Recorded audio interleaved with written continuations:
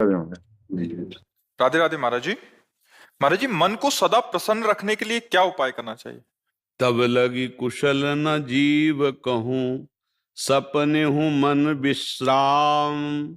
जब लगी भजत न राम को, शोक धाम तजी काम। जब तक हमारा मन कामनाओं का त्याग करके निरंतर भगवदाकार नहीं होगा, तब तक प्रसन्न नहीं रह सकता। ब्रह्म भूता प्रसन्नात्मा न शोचति न कांक्षति। वही प्रसन्नात्मा होता है जो हर समय भगवान में अपने मन को जोड़ता रहता। सा वै मनः कृष्ण पदारविंदयो। देख लो, इतनी अवस्था हो गई आप, कौन सा भोग नहीं जो आप ना भोगे हो। लेकिन क्या मन राजी हो गया? मन प्रसन्न हो गया? नहीं। ईमानदारी से देखो, वो आज भी वैसे ही है। वो कभी तृप्ति का अनुभव नहीं कर सकता। अनेक जन्म व्यतीत हो गए और भी सब भोग विलासिता भोग लो, कभी तृप्त नहीं होगा।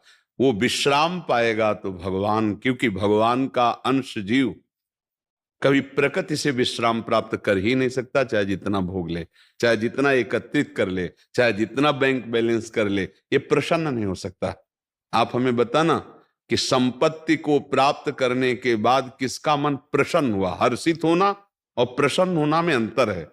हर्षित होगे तो शोकित होना पड़ेगा, लेकिन प्रसन्नता ये द्वंद्वातीत है, भगवदाकार है। आपने प्रसन्नता शब्द का, ये केवल भगवान के चिंतन से ही होगा, ना बैंक बैलेंस से होगा, ना नाना प्रकार की भोग विलासिता से होगा। अशांति बढ़ती जाएगी जितना बैंक बैलेंस बढ़ेगा और जितना भोग बढ़ेगा। शांति नहीं बढ़ सकती, देख लेना। जितना भजन बढ़ेगा उतनी शांति होती चली जाएगी, जितना भोग भोगते जाओगे उतनी अशांति बढ़ती चली जाएगी। आप खुद अनुभव करके देख लीजिए।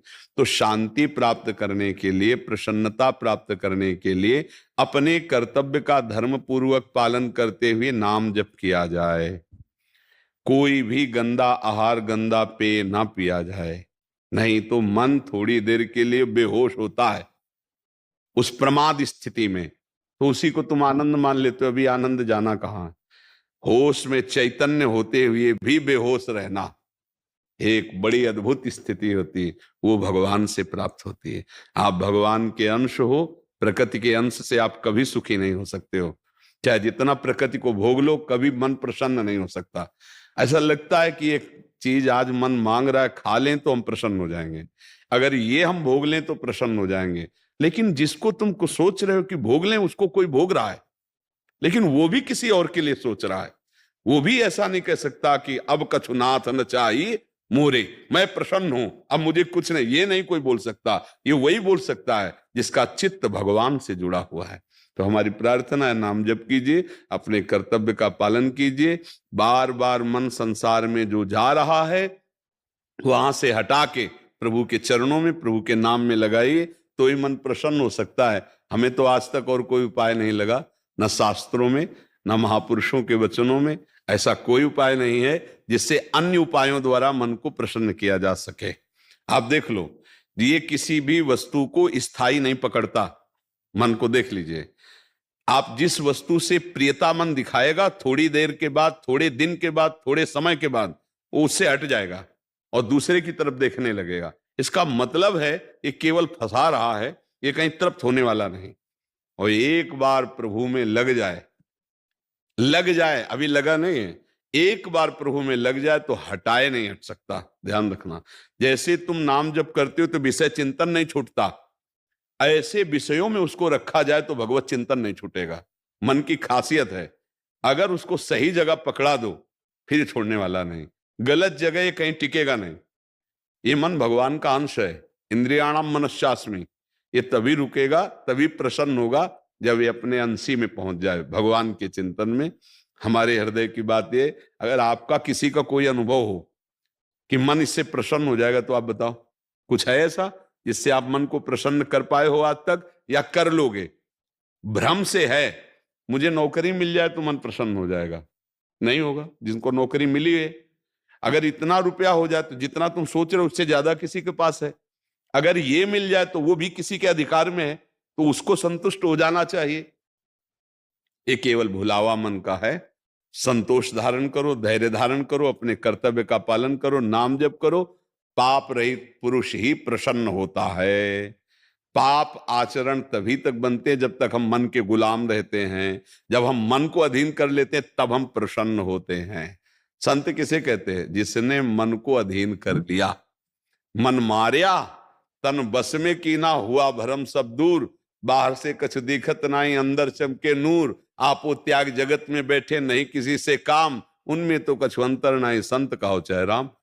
आप गृहस्थी में रहते हुए भी संत हो सकते हैं।